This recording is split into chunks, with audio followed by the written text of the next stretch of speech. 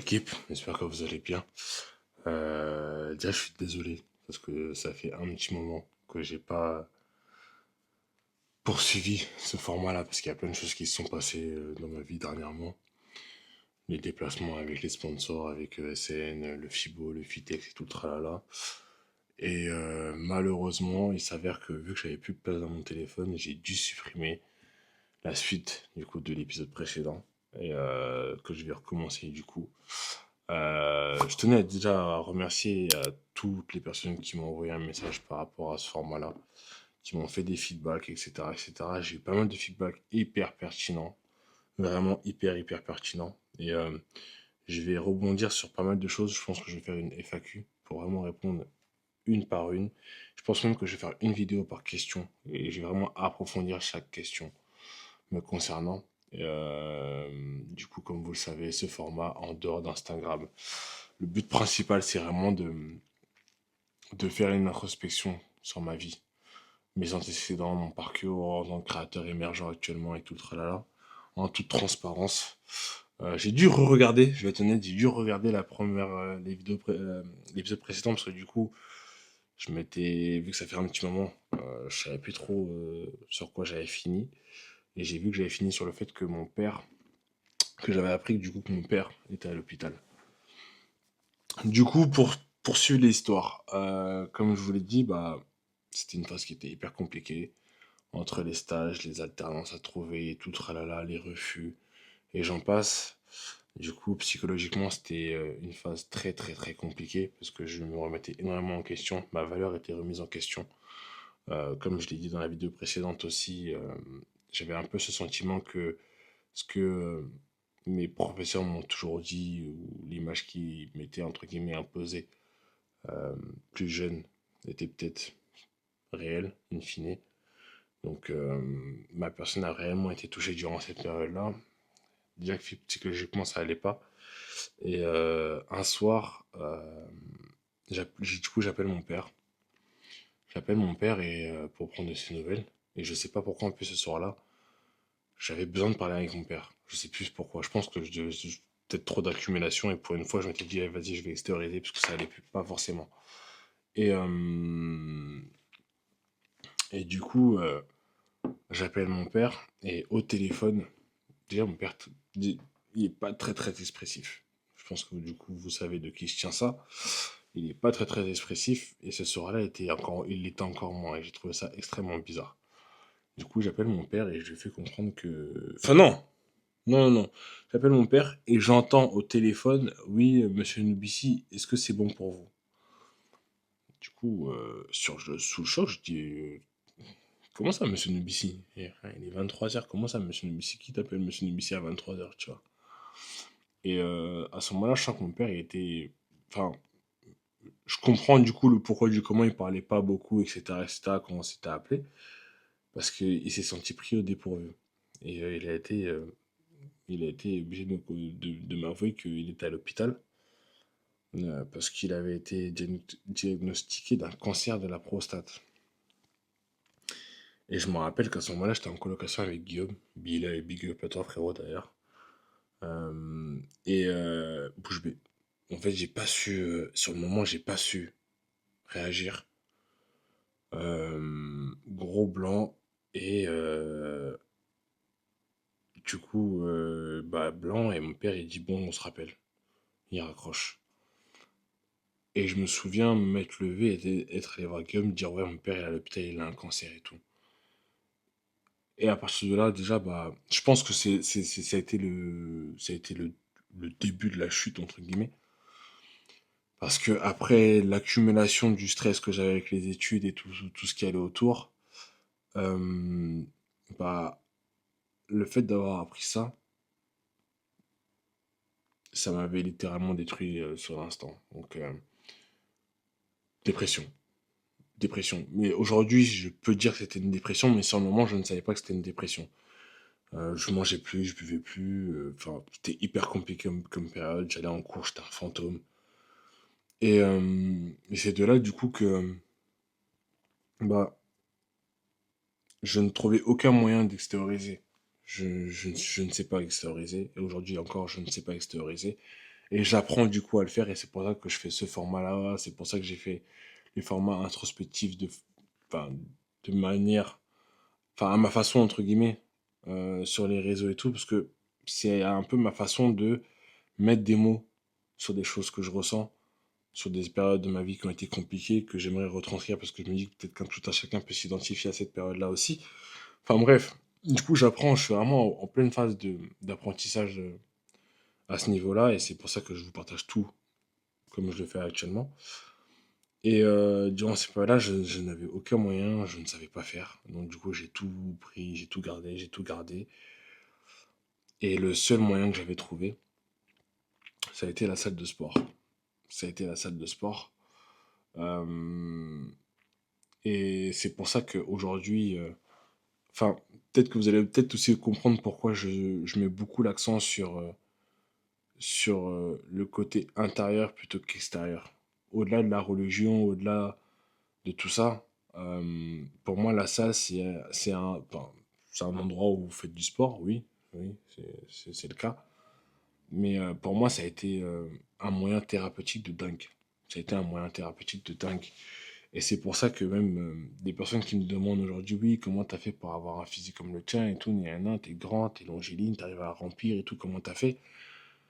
Je le dis et je vous le dis aussi, n'allez pas à la salle pour un physique, encore une fois, parce que du coup, ce qui a réellement fait que j'ai réussi à perdurer dans le temps et à continuer à avoir la discipline et tout, c'est que le fait d'avoir commencé la salle à but thérapeutique, j'ai développé un rapport avec la salle de sport qui est hyper sain, qui est hyper sain. Ce qui fait que même aujourd'hui, quand ça va, j'y vais, quand ça va pas, j'y vais. Pourquoi? Parce que du coup, genre, mon cerveau a allié la salle de sport au bien-être. Vous voyez un peu le truc. Donc du coup, en partant de là, du coup, bah, je me suis mis à la salle et à la salle, c'était le seul moyen de extérioriser tout ce que je n'arrivais pas à extérioriser in fine. C'est-à-dire que j'allais à l'école, je me forçais, etc., etc. Et une fois l'école finie, j'allais à la salle et je soulevais des poids pour essayer de tout extérioriser. Ça a été une phase très compliquée. Ça a été une des phases même les plus compliquées, je pense, de ma vie, honnêtement. Parce que j'étais à la fois perdu émotionnellement, mais à la fois perdu dans la vie de tous les jours. Et j'avais un peu ce truc aussi de me dire qu'à tout moment, s'il faut, je ne vais pas réussir à aboutir à ce que je veux aussi construire, professionnellement parlant. Parce que tu es aussi face à cette réalité où tu es en école de commerce, tu es noir, tu réalises que c'est un monde où c'est que du piston. Tout le monde a un parent qui a des contacts, qui a ci, qui a ça. Toi, tu es le seul qui. Bah, t'es seul face à ce monde-là, seul face à ta réalité.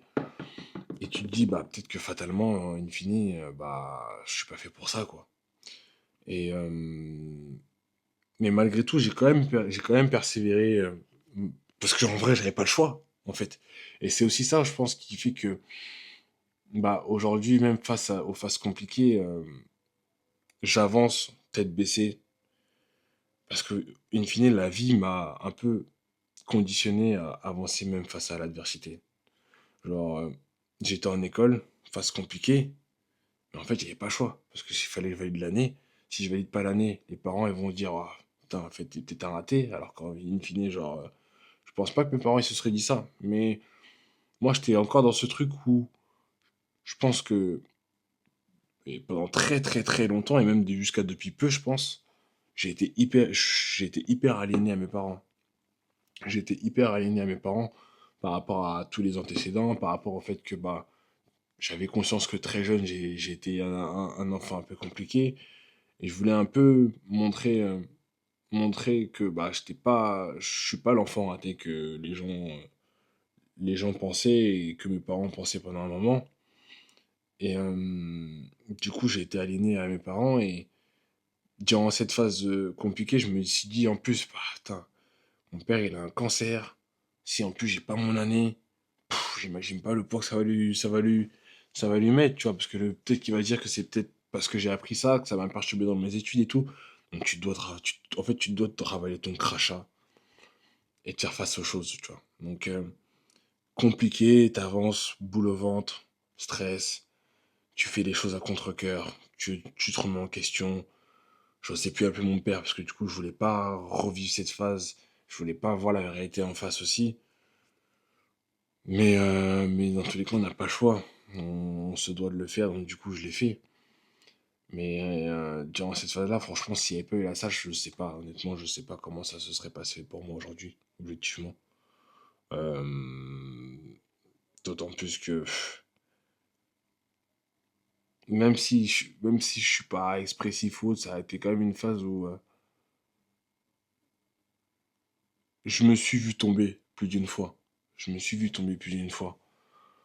Et, euh, et merci la salle de sport, merci les interactions que j'ai pu faire dans la salle de sport, parce qu'in fine, c'est aussi ce monde-là qui m'a un peu remonté, c'est un peu ce monde-là qui m'a tendu la main. Et c'est aussi pour ça que je pense que j'ai un peu cette dévotion à travers tout ça, c'est que le sport a vraiment été une porte de sortie qui m'a permis de croire en moi une seconde. Enfin, je vois un peu le sport comme une seconde chance, in fine.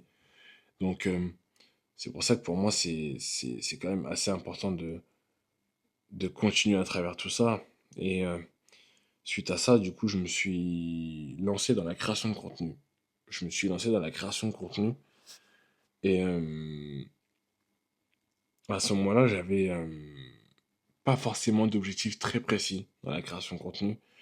Tout ce que je voulais, c'est juste être différent. Je voulais juste être différent et c'est encore le cas aujourd'hui. Je veux juste être un créateur de contenu différent.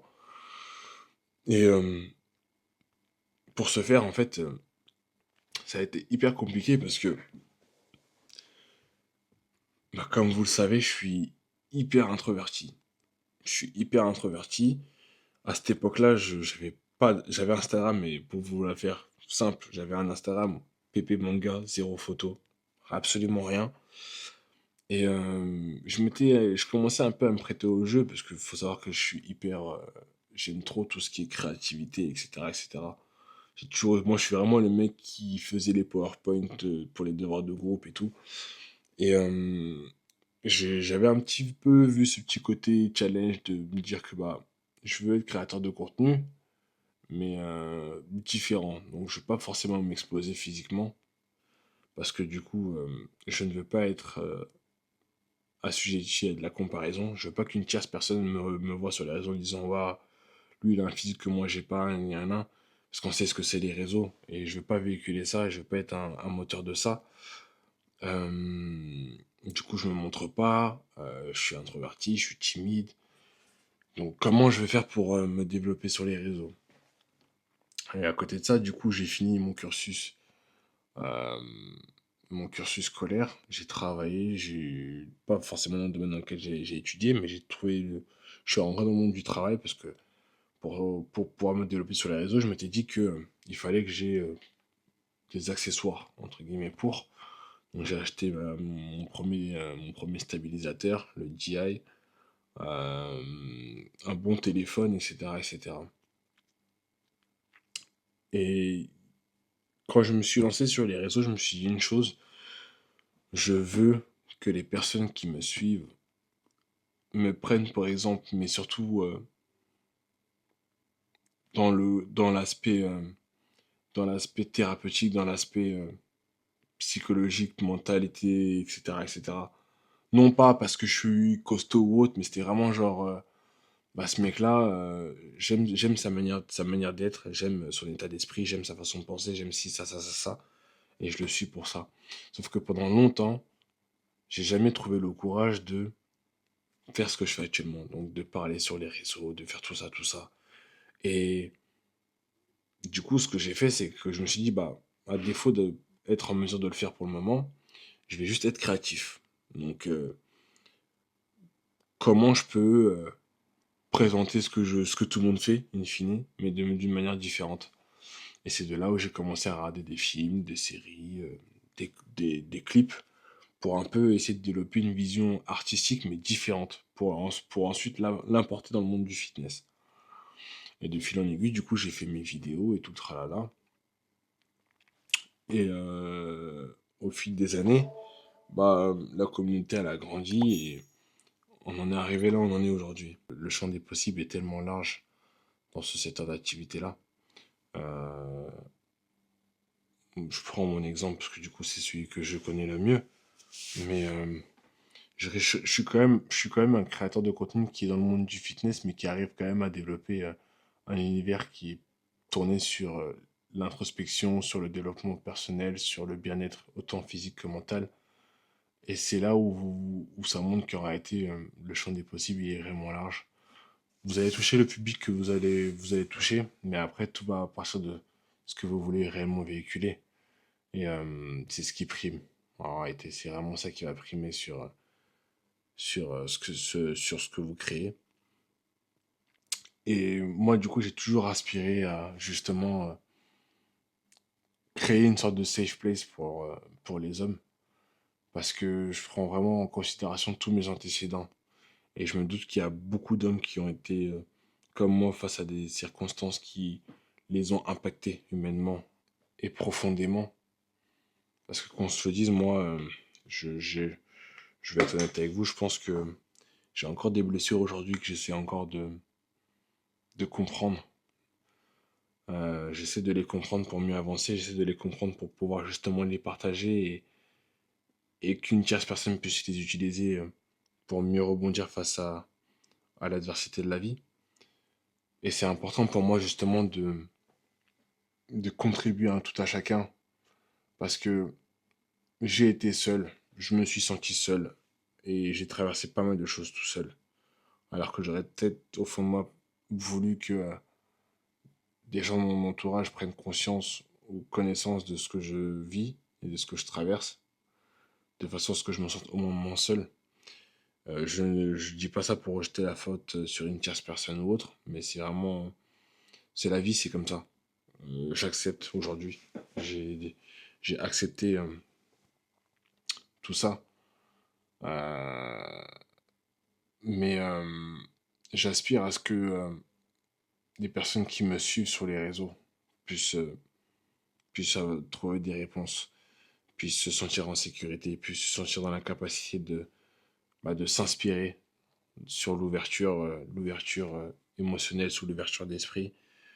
Parler, ce n'est pas de la vulnérabilité.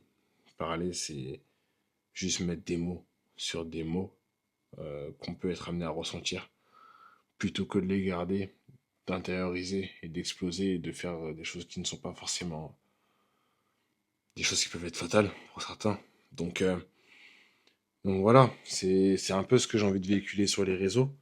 C'est un peu ce que j'ai envie de construire sur les réseaux. Euh, on reste des humains et il faut pas oublier ça. C'est un truc qui est souvent oublié sur les réseaux aussi, le côté humain. Beaucoup, encore plus dans notre secteur à nous, dans le monde du fitness, parce que qu'on se le dise objectivement, et vraiment, c'est mon avis, mais je pense que c'est une réalité. C'est que le monde du fitness, c'est un monde égocentrique. C'est un monde nombriliste et c'est que des gens qui pensent qu'à eux. Et je pense que c'est important aussi oui, la santé, la santé physique, elle est importante, mais en réalité, il n'y a pas de santé physique sans santé mentale, qu'on se le dise. Parce que c'est quand on va bien dans notre tête qu'on parvient à réellement être productif dans les accomplissements sportifs. Donc, euh, donc voilà, j'aspire vraiment à être une référence, à être une référence en tant que créateur de contenu de la niche fitness, mais qui met des mots, qui parle de choses qui sont sensées. Je veux pas être juste un simple créateur de contenu, je veux vraiment juste avoir ma pierre à l'édifice et contribuer à grande échelle, surtout, pour un maximum d'hommes, un maximum d'adolescents, un maximum de jeunes qui vont tomber sur ces vidéos-là. Parce que bah, c'est un peu bizarre dit comme ça, mais enfin, c'est bizarre dans le sens où mes frères ont toujours été là. Mes frères, en vrai, ils ont toujours été là. C'est juste que, bon, l'éducation a fait on est fait d'une certaine façon, on ne se théorise pas, on parle pas, etc., etc. Mais moi, au fond, moi, j'aurais toujours voulu avoir une certaine proximité avec mes frères, même plus jeunes. Et je pense que, je pense qu'il y a plein de personnes comme moi qui se sentent ou qui se sont sentis seuls plus jeunes. Et je veux justement, je pense, au fond de moi, comme je l'ai dit en plus dans les deux précédentes, j'ai toujours voulu avoir un petit frère et tout.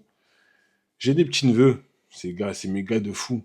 Tyrese, Nico, Matteo, Lane, c'est mes gars de fou. Mais justement, j'ai envie de contribuer à un maximum de petits refs. Et je dis pas ça en mode je veux être le grand frère du peuple, mais en fait, si. En fait, non, non, non, parce que non, relou. Mais vous m'avez capté. Je pense que vous m'avez capté. Vous m'avez capté dans ce que je voulais dire. Mais ouais, je sais ce que c'est d'être seul, donc j'ai vraiment envie de permettre, de permettre aux gens qui utilisent les plateformes d'avoir un repère sur qui ils peuvent se reposer. Une personne qui montre les vraies choses de la vie, la discipline, la rigueur, le travail, la régularité, l'ouverture, la vulnérabilité, la force, tout ça. Ouais, donc ouais, j'aspire à tout ça et j'espère vraiment que à grande échelle on y parviendra. Mais j'ai foi en ce projet et dans tous les cas ce projet il dépend de moi, que mes parents veuillent ou non. C'est ce pourquoi j'ai décidé. J'ai décidé d'avancer dans celle-là et c'est un choix qui me tient à cœur, c'est un choix qui m'anime. La création de contenu, c'est un monde, je pense, qui est fait pour moi. Je pense que c'est ma zone de génie, comme j'ai l'habitude de dire. Quand je vois les différents concepts que je produis, quand je vois ma ligne éditoriale, quand je vois ma créativité, quand je vois les trucs, je me dis, ouais, en vrai, si t'avais été ailleurs, je pense que frérot, t'aurais des millions de followers, tu vois. Mais après, c'est comme ça, c'est le jeu. Et comme Monsieur Panda, il dit bien sur les réseaux, t'es là où tu dois être. Voilà, t'es là où tu dois être.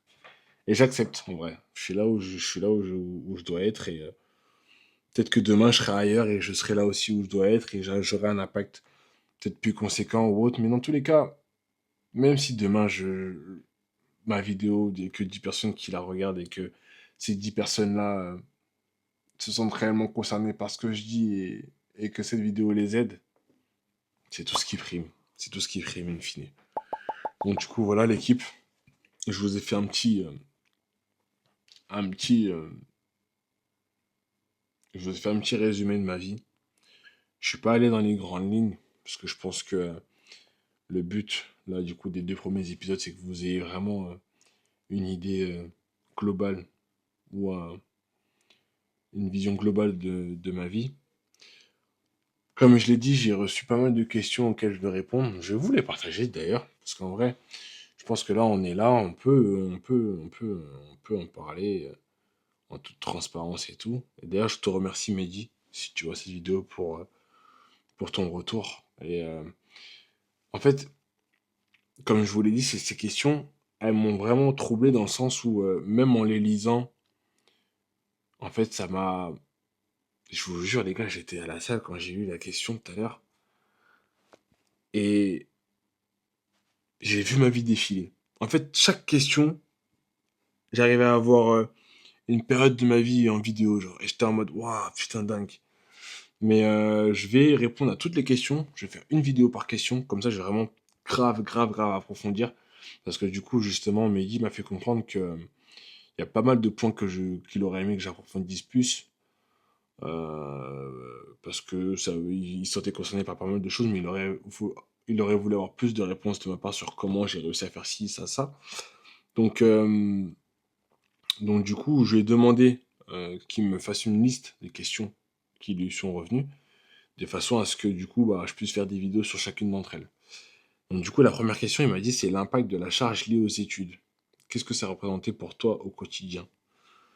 Alors que là, en vrai, là, par exemple, sur cette question-là, j'ai vraiment vu la pression, la pression liée à mes parents. Et ça, je vais en parler du coup beaucoup. Je pense que c'est un des principaux sujets que je vais aborder sur cette question-là, c'est la pression liée à mes parents, parce qu'en soi, je pense que même mon choix d'études, je l'ai même pas fait par rapport à moi, je l'ai fait par rapport à mes parents, dans l'unique but de pouvoir rendre fiers mes parents, alors qu'in fine, je pense que je sais pas s'il n'y a pas mes parents, si c'est ce que j'aurais choisi, en réalité. Et c'est même d'ailleurs une des raisons pour laquelle, aujourd'hui, je me dis, euh, il faut que je réussisse dans ce que je fais, pour vraiment prouver à mes parents que, oui, il y a les diplômes, et je comprends que vous mettez beaucoup l'accent sur les diplômes par rapport à vos antécédents, par rapport à...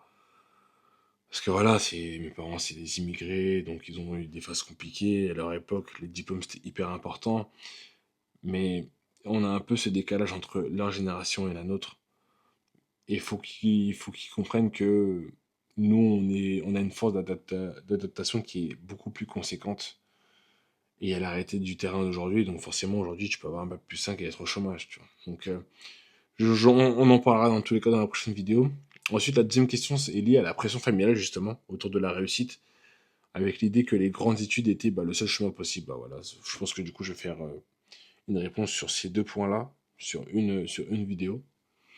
Ensuite, il m'a dit, quand tu dis que tu te bagarrais beaucoup, je trouve que ça mérite d'être creusé. Est-ce que c'était une manière d'être vu par tes parents, de trouver ta place en étant le dernier de ta fratrie, ou simplement de te faire respecter? Il y a trop de points, les gars, que j'ai envie de souligner dessus. Carrément, j'ai envie de le faire là, maintenant. Mais je veux vraiment consacrer une réponse, une vidéo pour chaque question, parce qu'en vrai, c'est vraiment pertinent, les questions qu'il a posées. Et je pense que chaque vidéo enfin, je pense que chaque vidéo va permettre justement d'avoir vraiment une vision globale de ma personne de façon approfondie. Donc ouais. Ensuite, il m'a dit la comparaison avec ton frère, quels étaient selon toi les avantages et les inconvénients, et surtout quel impact ça a eu sur la personne que tu es aujourd'hui. Celle-là aussi, elle est puissante de fou, parce que malgré la différence d'écart, mon frère, ça reste mon frère, et je l'ai toujours dit, ça a été toute ma vie, entre guillemets, mon idole. Genre, j'ai toujours fait, même ma manière de m'exprimer aujourd'hui, c'est beaucoup lui qui a influencé ça. Ma manière de réfléchir, c'est beaucoup lui qui a influencé ça. Il y a plein de choses que j'ai pris de mon frère. Et même si j'ai beaucoup été comparé à lui, pendant longtemps, je l'ai détesté, je vais être honnête. Parce que du coup, je le voyais vraiment comme, en fait, c'est lui qui me pourrissait la vie. Alors qu'in fine, en grandissant, honnêtement, si je pense que si je suis la personne que je suis aujourd'hui, c'est aussi en partie grâce à lui. On en parlera dans une vidéo. Ensuite, il m'a dit le sport, est-ce que c'était un échappatoire, un besoin ou les deux? En quoi cette discipline t'a construit et marqué? J'en ai un peu parlé là, du coup, durant cette vidéo-là, mais on va plus l'approfondir aussi. Parce que, encore une fois, oui, le sport, ça a été un échappatoire, ça a été un besoin aussi. Du coup, ça a été les deux. Et la discipline que ça a construit en moi m'a permis de me développer sur pas mal de points autour du sport, etc., etc. Donc on va aussi aborder ça. Ensuite, il m'a dit, est-ce que c'est à travers le sport que tu as commencé à construire ton identité? Ça, c'est fort. Ça, c'est fort parce que il a mis le point sur quelque chose qui est vrai. Je pense que sans le sport, il n'y a pas de Wanty. Sans le sport, il n'y a pas de Johan. Et on en reparlera. Mais vraiment, le sport, le sport a une place hyper importante dans ma vie. Pour plein de raisons, en vrai. Mais on en reparlera. Et est-ce qu'on te valorisait enfin pour qui tu étais plutôt que ce que tu représentais? C'est totalement ça, hein, in fine. En vrai, il a mis les deux pieds dans le plat. Et de toute façon, on approfondira plus tard. Et enfin, je me demande si la création de contenu ne répond pas d'une certaine manière à tout ce parcours. Est-ce que ce n'est pas une façon d'être entendu, de transmettre ou même de trouver une forme de reconnaissance que tu recherchais plus jeune? Ça, ça aussi, les gars. Et je pense que je vais même commencer par cette question pour la prochaine vidéo. En vrai, dites-moi en commentaire, vous voulez que je commence par laquelle, en soi. Comme ça, on fait, par rapport au vote, on va aviser. Mais celle-là, la création de contenu, bah, je pense que j'ai dit un peu c'est un peu ce que j'ai dit dans cette vidéo, mais on va vraiment plus parler du rapport que j'ai avec la création de contenu vis-à-vis de moi, mais vraiment le moi profond. Mais la création de contenu, honnêtement, je pense que je me suis mis dedans, alors qu'en vrai, j'étais aux antipodes, qu'on se le dise. Et je m'étais mis dedans pour combler pas mal de choses. Pas mal de choses que je n'avais pas forcément eues, pas mal de sentiments que je voulais enterrer, il y a pas mal de choses que je vais aborder sur ce sujet-là. Et, et ouais, ça m'a fait un truc de lire toutes ces questions-là. Ça m'a vraiment fait un truc de lire toutes ces questions-là. Donc du coup, voilà, c'est un peu les thématiques qui vont être abordées sur les prochaines vidéos. Je tiens encore à vous remercier pour les retours, je tiens encore à vous remercier pour la force, je tiens encore à vous remercier pour tout ce que vous pouvez être amené à faire pour moi. Que ce soit les retours en story, que ce soit les commentaires, le fait de me suivre, le fait de me supporter dans tout ce que je développe, ça me fait extrêmement plaisir. Franchement, vous pouvez pas vous en rendre compte à quel point, genre, juste ces petites choses représentent énormément pour moi. Ouais, je me dévoile, ouais, je fais le mec un peu. Mais bref, mais non, franchement, je vous remercie pour tout.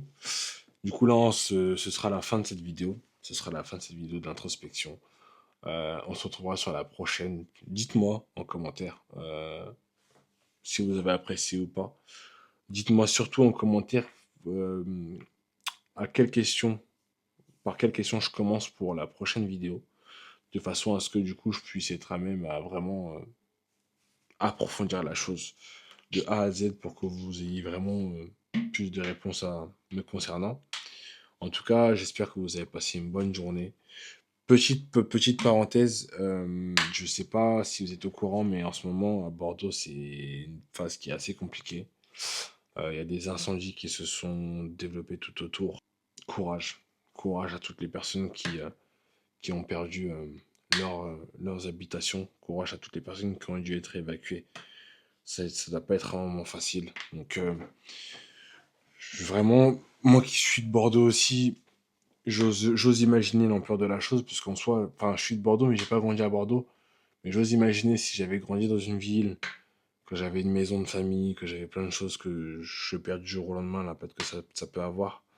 Une grande pensée à toutes les personnes qui ont perdu leur logement, une grande pensée aux pompiers qui se battent jour et nuit contre les feux pour nous protéger. C'est vraiment important de mettre en avant justement ces personnes-là, parce qu'en soi, on n'en parle pas beaucoup, mais c'est ces personnes-là qui vont au combat avant tout le monde. Et ça, c'est respectable. Personne ne se défie dans ces moments-là. Et la moindre des choses, c'est de les remercier. Voilà. Chacun a sa façon, et moi, je le fais comme ça.